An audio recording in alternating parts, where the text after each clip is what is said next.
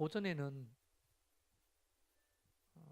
요한복음 6장 오병이어의 기적으로 말씀을 함께 나누었습니다. 뒤에 현수막 보시면 더불어민주당 당사 절대로 아니고요. 칼라가 잘못 나왔습니다. 아까 전에 저를 그렇게 감떨어졌다고 비방하는 지체들이 좀 있었는데 원래는 이 칼라가 아니에요. 성희자매가 입고 있는 옷 칼라였었는데요. 이렇게 나온 거예요. 그래서 제가 좀 항변하고 싶고요. 다음부터는 더 멋지게 한번 좀 만들어 보도록 그렇게 하겠습니다. 어쨌든 여기 보면 현수막에 기적의 10년을 보내고 지내고 은혜의 10년을 시작합니다. 그렇게 되어 있습니다. 지난 10년을 돌아보면서 제가 지난 10년을 별명을 붙이기를 기적의 10년이다 이렇게 붙였습니다. 왜냐하면 정말 기적이었으니까. 여러분을 만난 것도 기적이죠. 근데 여러분을 만날 거라고 10년 전에 상상이나 했겠어요. 상상하셨던 모양이죠. 덤덤하신 거 보니까. 이렇게 만난 것도 기적이고 또 시작한 것도 기적이고 그 과정도 기적이고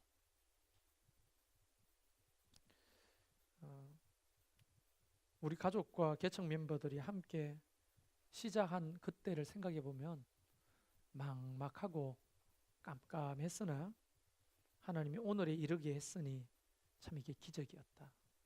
그렇게 생각이 듭니다.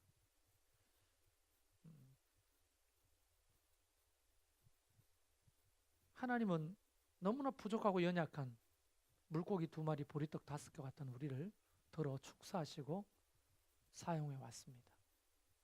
근데 돌아보면 우리의 헌신도 있었지만 우리의 헌신을 통해서 일하신 주체는 기적을 행하시는 주체는 하나님이셨다. 이렇게 고백할 수밖에 없습니다. 그래서 앞으로도 신앙생활을 할 때 내가 어떻게 봉사했는데 저런 소리를 하냐라고 하는 말은 안 하면 좋습니다.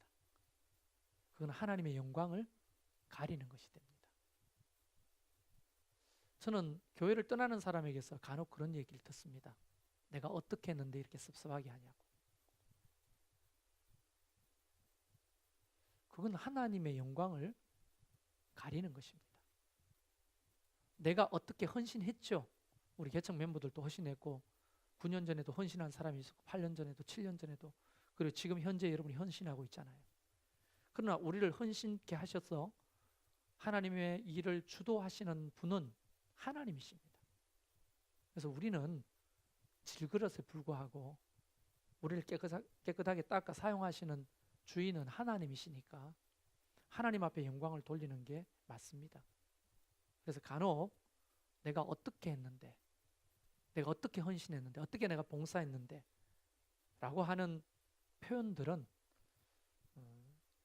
우리 교회뿐 아니라 다른 교회 갔으라도 안 하는 게 좋을 것 같다라는 생각이 듭니다.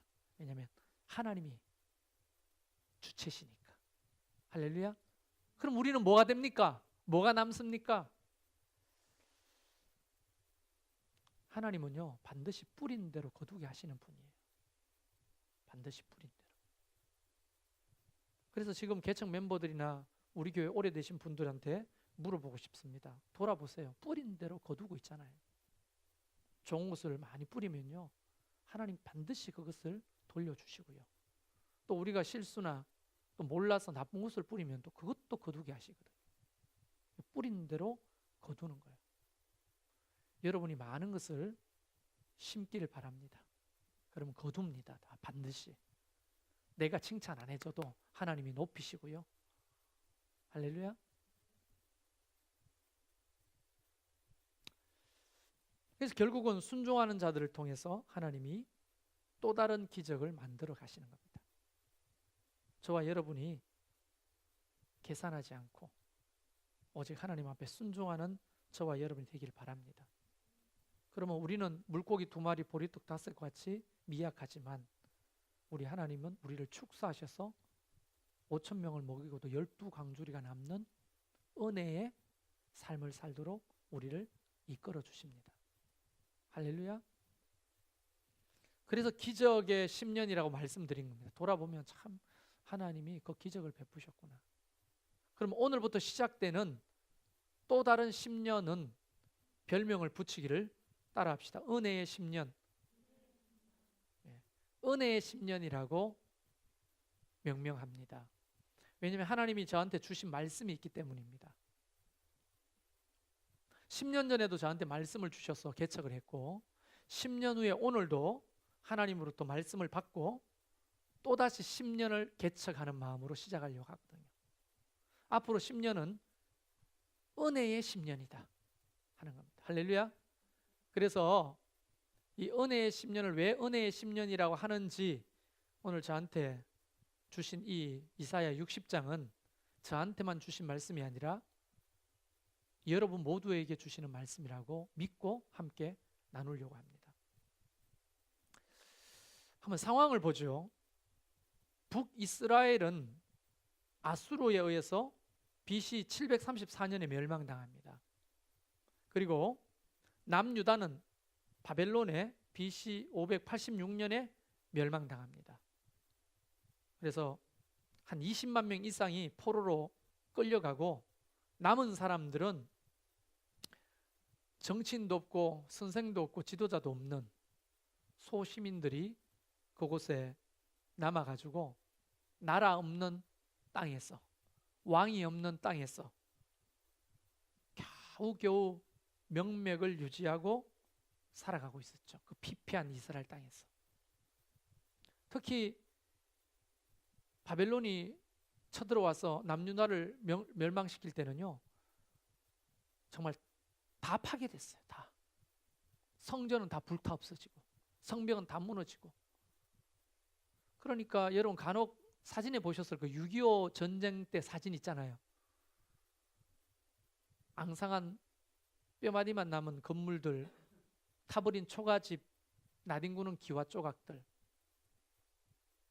폭탄의 자국들이 그냥 깊게 파인 흔적들, 거기에 앉아서 엄마는 없고 아이들만 앉아 울고 있는 장면들. 여러분 불과 73년 전의 이야기인데 지금부터 2005, 600년 전의 시대는 어땠을까요? 더 비참하지 않았을까요?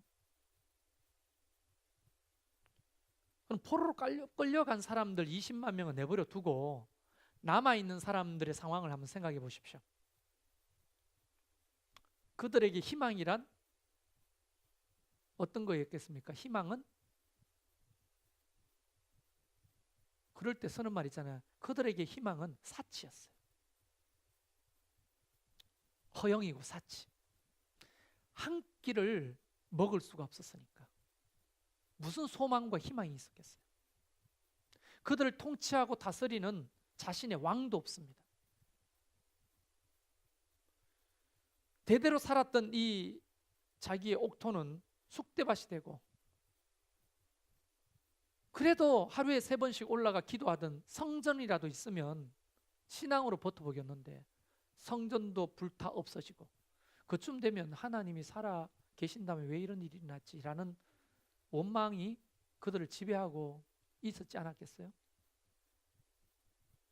하나님이 살아 계신다면 멀쩡한 저 이방인들이 와가지고 성전을 이렇게 초토화시키고 하나님을 잘 믿는 백성들에게 이런 처참한 결과를 안길 수가 있겠냐 말이죠.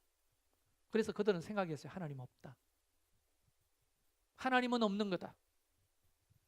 신앙도 바닥이고 소망도 없고 정말 짐승들처럼 그렇게 하루하루를 연명하던 때에 이사야가 하나님으로부터 계시를 받아요. 그리고 이사야서를 쓰는 겁니다. 누가 읽어요? 이 이사야서를? 읽을 사람도 없고 읽어도 별로 와닿지도 않아요. 그런 상태면. 여러분 아프리카 기아들 중에서 그 퓰리처상을 수상했던 그림이 하나 있죠. 독수리가 옆에 있고 아이가 배가 부르르하게 나와가지고 삐쩍 마른 아이가 파리가 맹맹 꼬이는 그 상태에서 이렇게 독수리를 던지고 이렇게 앉아 있는 그림. 그게 퓰리처상 받은 사진상 받았던 장면이거든요. 독수리가 호시탐탐 그 아이를 노리고 있는 거예요. 그 아이는 독수리를 대항할 힘도 없는 거야. 앙상하게 뼈만 남고 배만 튀어나왔어. 그런 아이에게 얘야 우리 미국 놀러 갈까 여행? 아니면 저 보라카이 여행 갈까?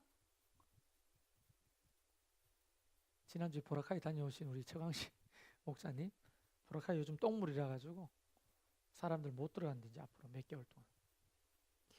그런 것들이 그 아이에게 무슨 소망이 되겠어요? 귀에 들어오겠어요? 놀이터에 가가지고 재밌게 노는 게 그게 활력을 주겠냐고. 그래서 아프리카 속담이 만들었다고 이야기했죠. 배고픈 사람은 귀가 없다. 이게 아프리카 속담이에요. 배가 고픈데 뭐가 들려요? 이스라엘 백성들이 그랬다고요. 이 이사야스가 그들에게 주어졌다 한들 그게 읽히겠냐고.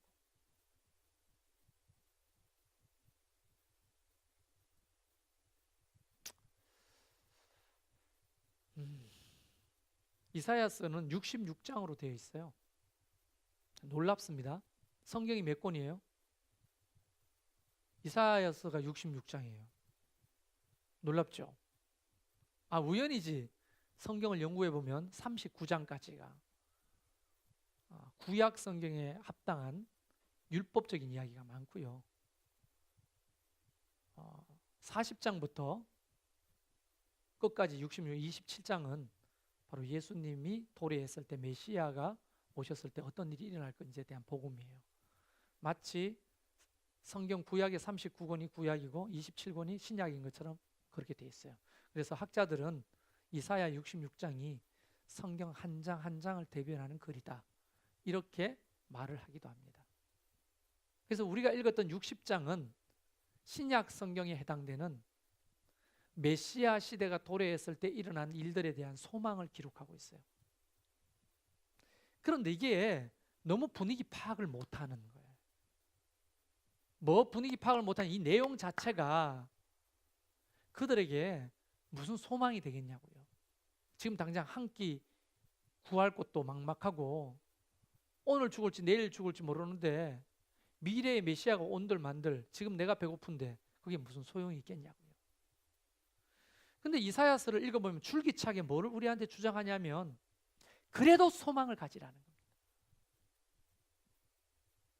마치 이렇게 들려요.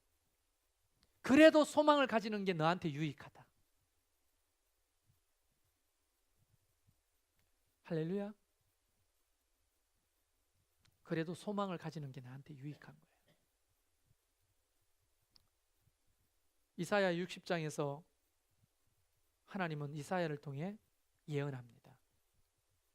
현재는 비록 처참하지만 나중에 메시아가 오셔서 메시아 왕국이 도래했을 때는 어떤 일이 일어날지 아니? 하면서 그걸 설명하는 거예요. 그런데 이거를 공시적 표현으로, 좀 어려운 말입니다. 문학에서 사용하는 말입니다. 제가 자주 사용하는 단어죠. 공시적이고 통시적이다. 이 공시적이라는 말은 오늘 중요한 게 아니고 과거의 그때의 이야기를 연구하는 거예요. 통시적인 거는 뭐냐면 오늘 이 상황을 가지고 그때를 바라보는 거예요. 연구하는 거예요. 공시적인 것은 과거에서 현재로 오는 거고 통시적인 것은 현재의 관점에서 미래를 바라보는 거예요. 좀 어려운 말이지만 이 본문을 우리가 받아들일 때 지금부터 2500년 전에 있었던 사건이다 라고 치부해버리면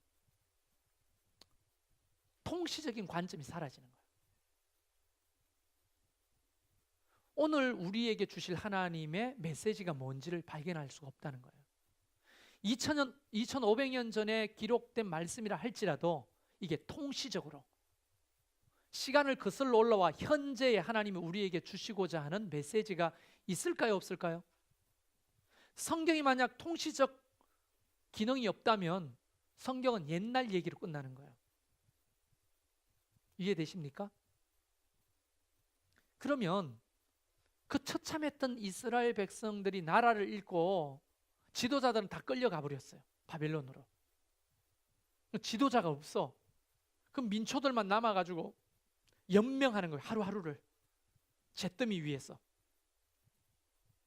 그렇게 잿더미 위에서 연명하는 그들에게 하나님이 주셨던 소망의 말씀인 거예요. 그런데 우리는 결과를 알고 있으니까 불과 70년 후에 그들은 해방되어서 돌아옵니다. 그렇게 되리라고 상상도 못했죠. 그리고 성벽이 건축되고 성전이 재건됩니다. 그렇죠?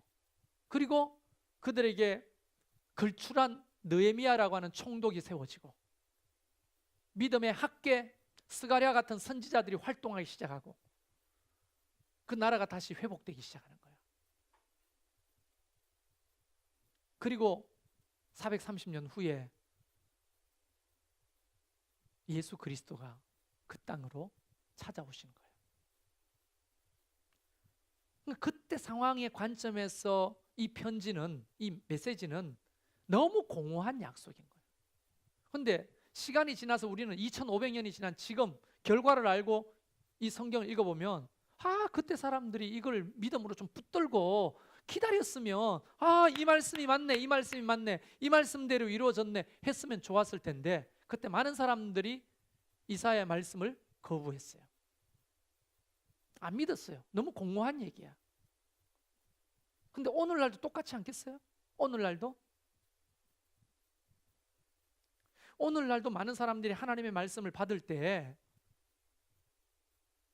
너무 공허하다. 과연 이렇게 되겠는가? 나와는 거리가 멀다. 안 될 거야. 이런 생각이 지배적이라는 거예요. 그러니까 어떤 통시적 관점으로 말씀을 못 받는 거예요. 문제는요. 그래서 저는 여러분이 오늘 우리에게 주실 2500년 전에 이사야를 통해 이스라엘 백성들에게 주셨던 말씀이 이제 통시적인 관점으로 보면 오늘날 우리에게도 주시는 말씀이 되는 거예요. 저와 여러분에게 주시는 희망의 메시지가 되는 거예요. 우리 교회에게 주시는 희망의 메시지가 되는 거예요.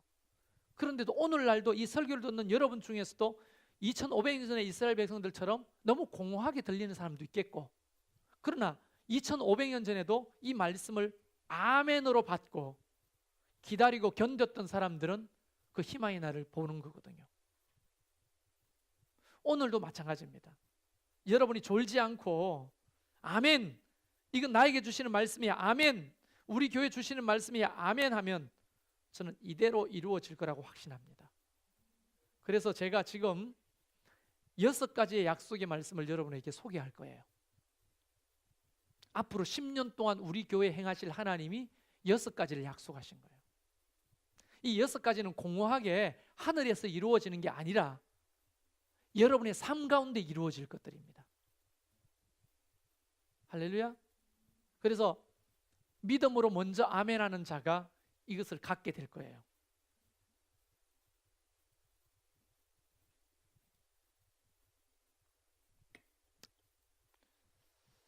그래서 아멘 하십시오. 진짜 믿음으로. 분위기가 이러기 때문에 아멘 하지 말고 진짜 원하는 사람이면 아멘 하십시오. 시작해 볼까요? 서론이 너무 길었죠? 시작해 보겠습니다. 기적의 10년을 보내고 우리는 은혜의 10년을 시작하려고 하는데 이 10년 동안 우리에게 주신 약속이에요.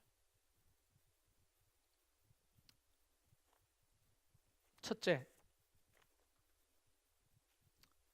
15절 말씀을 읽어보면 전에는 내가 버림을 당하여 미움을 당하였으므로 내게로는 가는 자가 없었으나 이제는 내가 너를 영원한 아름다움과 대대의 기쁨이 되게 하리라. 우리를 하나님의 기쁨이 되도록 하신다는 거예요. 네, 제일 먼저 아멘 하신 분이 이거 가져가셨습니다.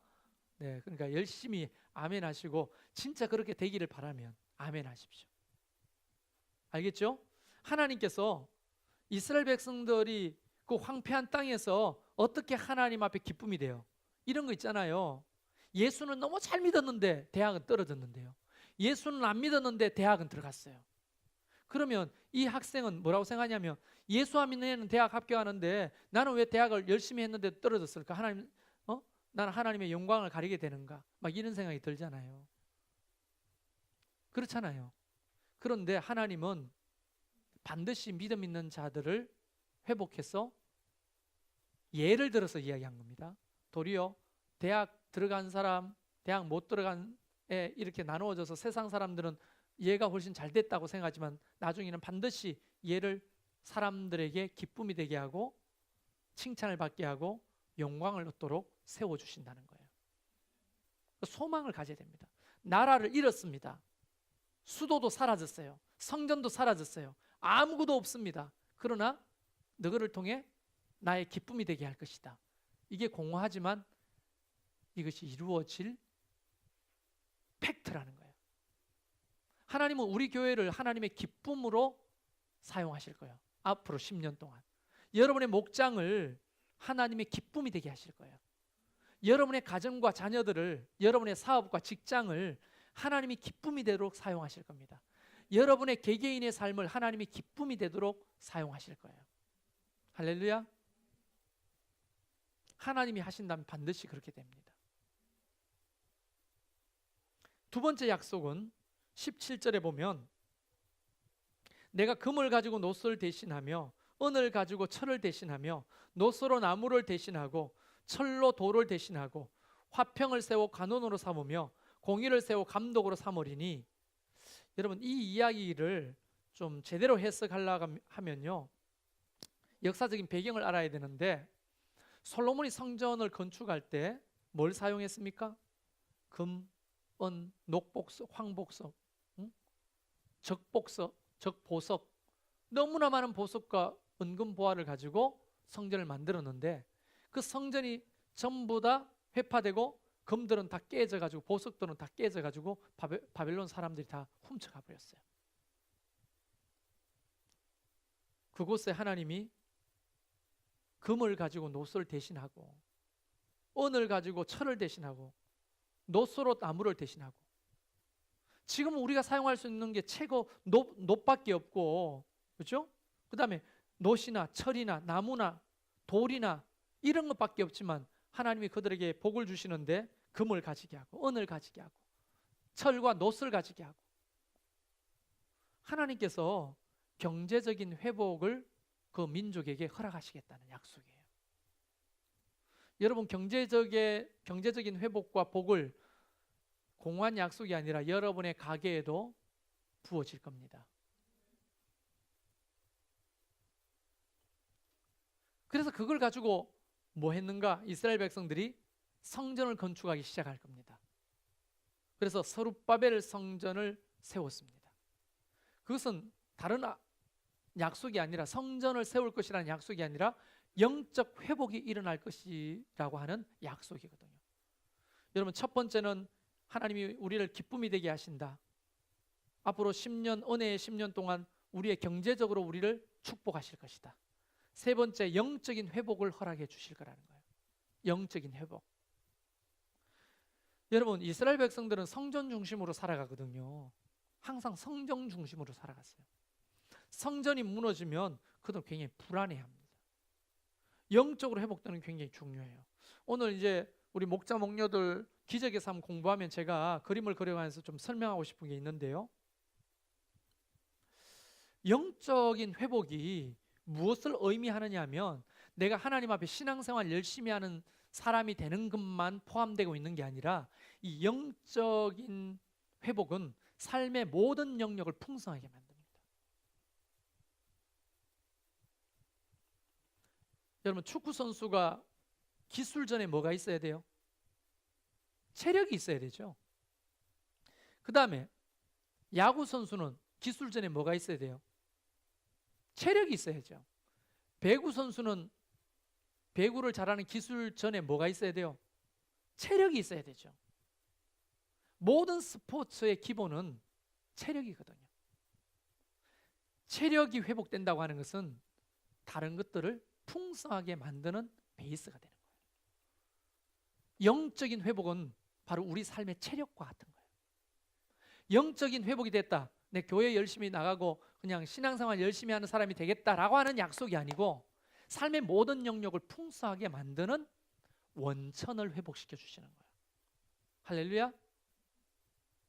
제일 중요한 게 뭐예요? 영적인 회복이 중요하죠.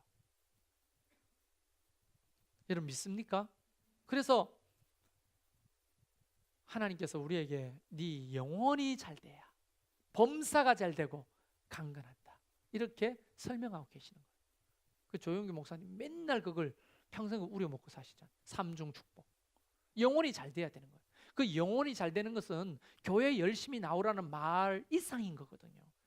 신앙생활 열심히 하는 이상이거든요. 우리 영적 회복이 되면요, 삶의 모든 영역이 풍성해지는 거예요. 여러분 박지성이가 아직도 박수 받고 있는 이유는요, 심장이 2개라는 소리를 들었거든요. 지치지 않는 체력이에요. 후반 45분이 다 돼가는데 전반 시작하는 것처럼 뛰어다니니까. 그래서 며칠 전에 수원컵 했잖아요. 수원컵 19세 이하. 박지성이가 대회장이에요. 근데 그 관련 기사가 하나 떴는데 거기 뭐라고 되어 있냐면 전설적인 수비수가 있어요. 그 전설적인 수비수가 영국 리그에서 가장 힘들었던 사람이 누구냐? 박지성이라. 뭐라고 표현하냐면 몬스터 같았다. 몬스터. 끊임없이 쫓아다녔대요. 지칠만 하면 옆에 있더라는 거예요. 아, 없겠지 하면 보면 박지성이가 옆에 있더라는 거예요. 너무너무 골치 아프고 힘들었대요. 대단한 선수였다고 말해요. 그게 뭐예요? 박지성이가 발재간 좋다는 얘기 못 들어봤죠? 체력이에요, 체력. 지치지 않는 체력, 열심. 그게 박지성이를 있게 한 것 같은 거예요. 영적 회복은 삶의 모든 부분을 풍성하게 만들어요. 할렐루야.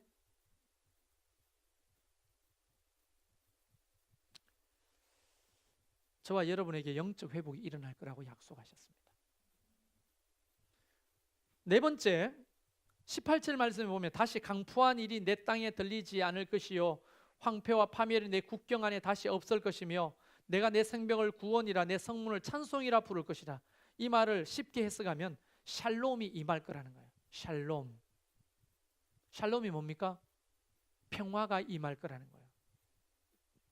이제 불안에 떨면서 내가 병들면 어떡하지? 내가 망하면 어떡하지? 사고 나면 어떡하지? 내가 하는 일이 안 되면 어떡하지? 늘 우리 인간은 불안에 떨고 살잖아요. 그러니까 전쟁은 안 일어나겠지만 또 다른 적이 우리를 맨날 침범하고 공격하는 것에 대한 두려움으로 살잖아요. 근데 샬롬은 뭡니까? 평화가 임할 것이라는 거예요. 그 샬롬이 임할 거라고 하는 뒷부분에 약속이 있죠. 숨어있는 약속. 내가 너를 지킬 것이라는 거예요. 하나님의 말씀이에요. 내가 너를 지킬 것이다. 그래서 샬롬이 임하게 될 것이다.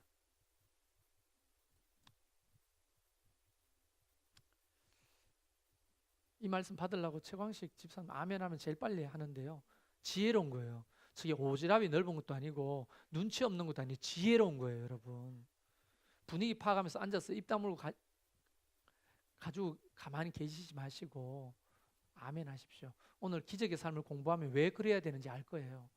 공부하기도 전에도 우리 최광식 집사는 열심히 아멘 잘하네요. 그대로 될 줄로 믿습니다. 네. 그걸 왜 부끄러워해요? 최광식 집사는 이게 진심이 아니면 부끄러워요. 이게 네. 진심으로 하십시오. 샬롬이 임할 것이다. 여러분의 가정에 샬롬이 임할 겁니다. 여러분의 육체에도 샬롬이 임할 거예요. 여러분의 삶의 샬롬이 임하고 우리 교회와 우리 목장의 샬롬이 임할 겁니다. 앞으로 10년은 하나님이 은혜의 10년이라고 했어요. 그 중에 약속이에요. 다시는 신천지 같은 것들이 우리를 괴롭히지 못할 거예요. 할렐루야. 괴롭힌다 하더라도 우리는 그렇게 안 흔들릴 겁니다. 진정한 샬롬이 임할 거예요. 이 네 번째고, 다섯 번째 19절 말씀에 보면 다시 낮에 해가 내 빛이 되지 아니하며 달도 내게 빛을 비추지 않을 것이요 오직 여호와가 내게 영원한 빛이 되며 내 하나님이 내 영광이 되리라. 이 말은 뭐냐?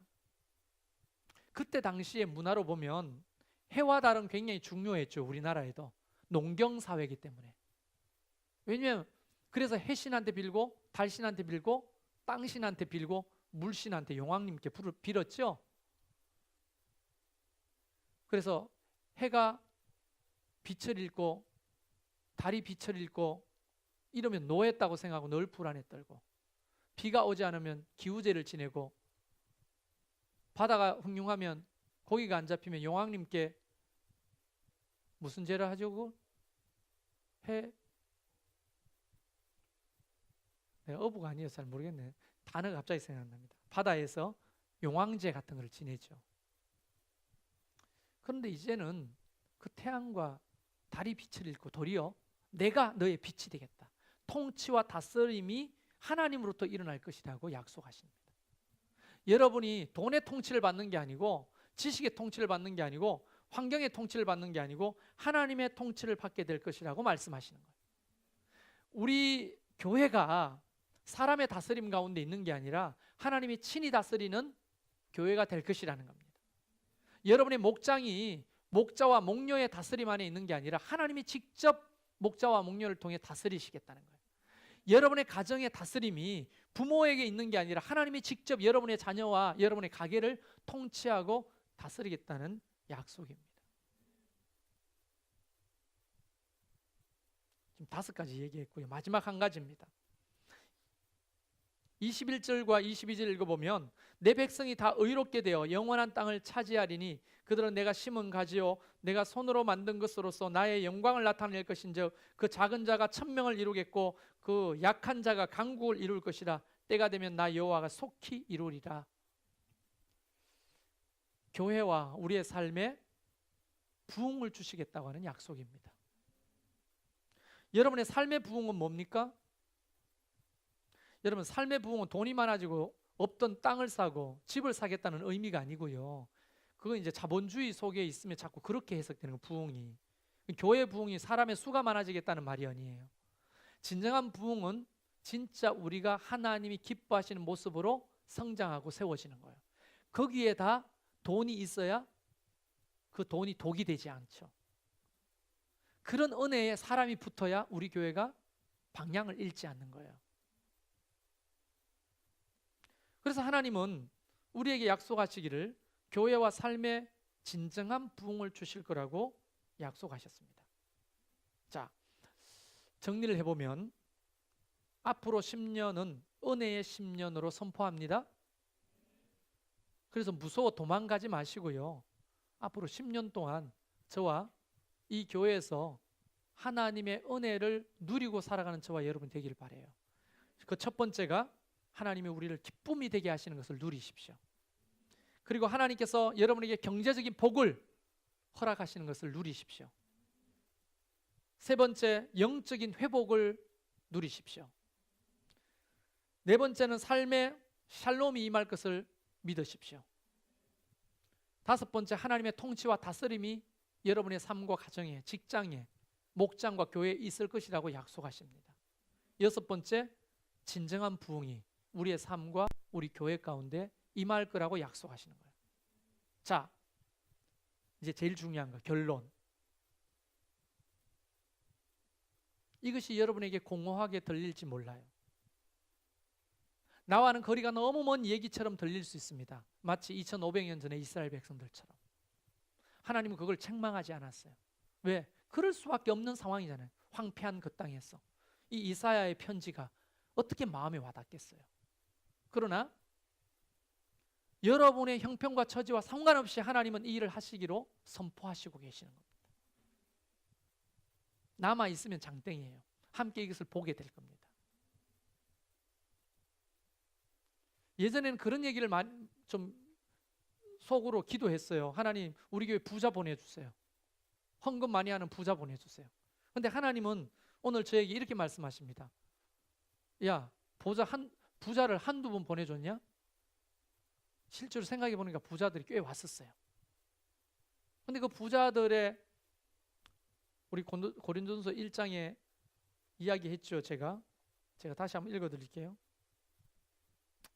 미련한 것들을 택하사 지혜 있는 자들을 부끄럽게 하려고 세상의 약한 것들을 택하사 강한 것들을 부끄럽게 하시고 하나님께서 세상의 천한 것들과 멸시받는 것들과 이 부분이 정말 은혜가 돼요. 없는 것들을 택하사.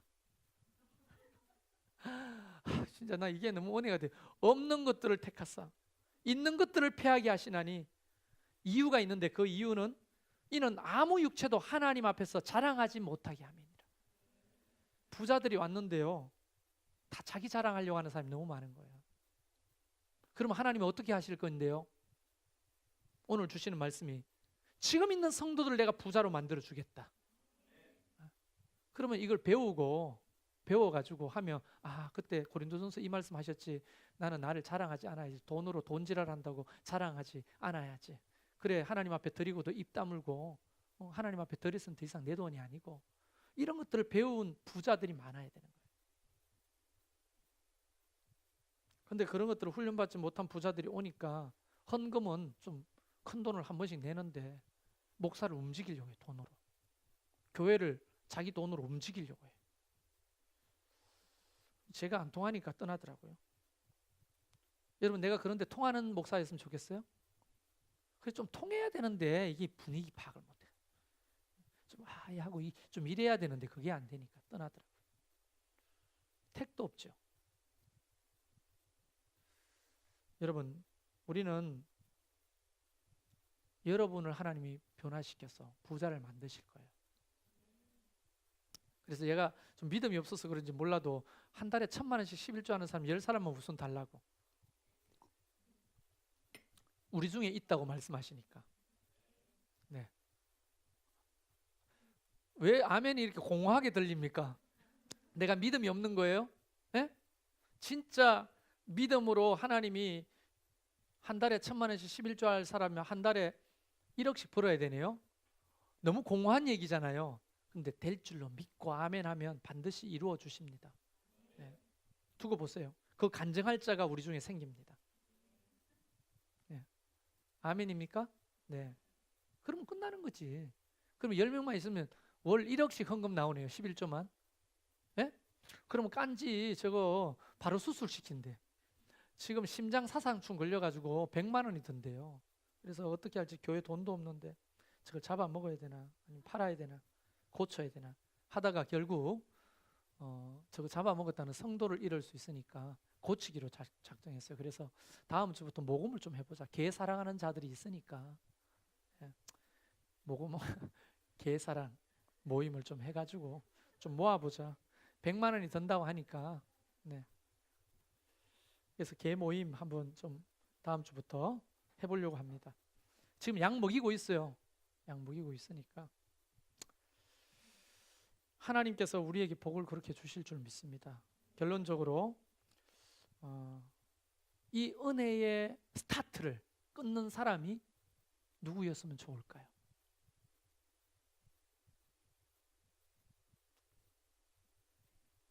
이 은혜의 스타트를 끊는 사람이 누구였으면 좋겠습니까? 은혜의 10년이 맞네, 시작됐구나 하는 스타트를 여러분 모두가 끊으시길 바랍니다. 그러나 저는 여러분에게 빼앗기고 싶지 않아요. 저로부터 그 사인이 주어지길 바라고, 또 기도 중에 저희 아내가 그 은혜의 10년의 스타트가 될 것이라는 확신도 들고, 여러분 모두가 다 은혜의 스타트를 끊으시기를 주의 이름으로 축원합니다. 여러분 눈을 감고 우리에게 주신 약속의 말씀을 마음에 새기십시오. 하나님은 시작된 은혜의 10년 동안 우리에게 기쁨이 되게 하신답니다. 우리의 경제를 회복시켜 주시고 성전을 건축하시고 영적 회복을 허락하십니다. 우리에게 샬롬을 주시고 진정한 평화, 하나님의 온전한 다스림과 통치, 교회와 우리의 삶의 부흥,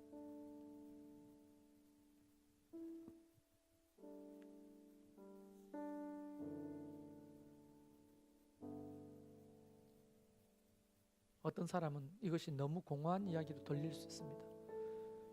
이 편지를 처음 받아든 이스라엘 백성들도 그랬으니까. 근데 우리는 결론을 압니다. 하나님이 그 말씀대로 이루셨잖아요. 우리에게도 이 말씀대로 이루어 가십니다.